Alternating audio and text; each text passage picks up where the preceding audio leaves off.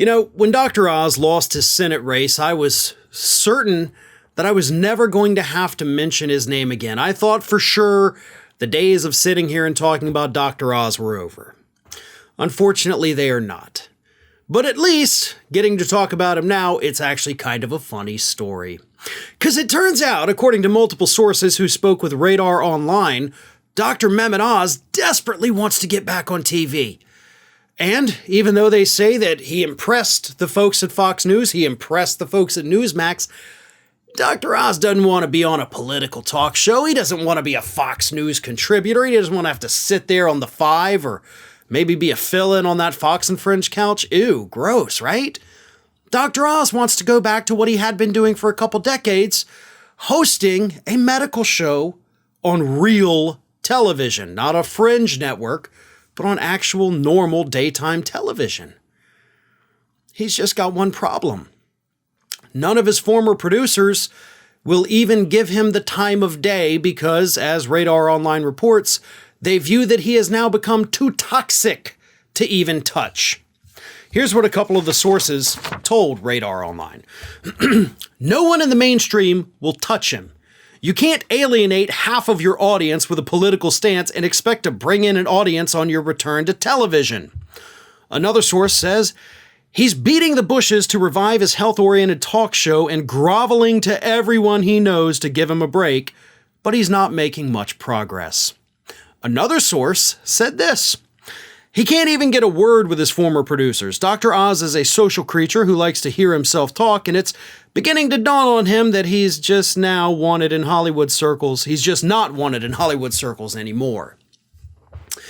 You had a lot of celebrity capital, basically, Dr. Oz.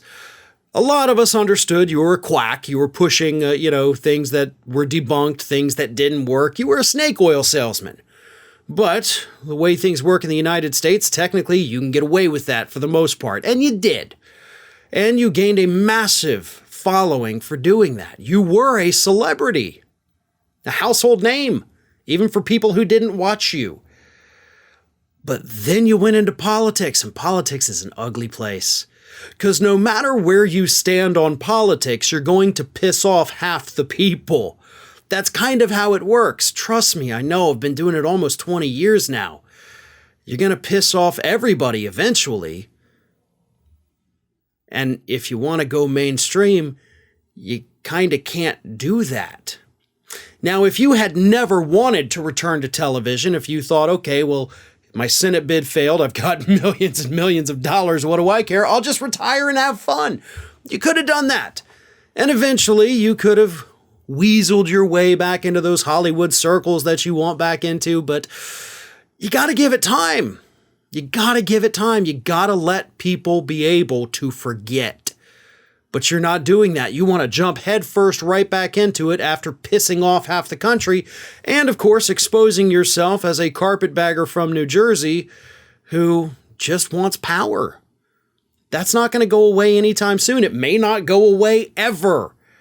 That's why your former producers don't want to talk to you. That's why these other insiders close to you are talking to the press and saying, listen, this guy's begging everybody to let him back on TV, so be careful, it could happen. But even if it does, you've pissed off a lot of people. You've alienated a lot of people, and you've shown how toxic your politics can be. But most importantly, you showed a lot of people who you truly are. And that isn't a thing that you'll be able to overcome, probably forever. Hey everyone, this is Aspen. And did you know that for the low cost of $0 per day, you can subscribe to the Fair and Balanced YouTube channel? We also encourage you to like, comment, and share. But again, click that subscribe button and help Aspen not be so grumpy.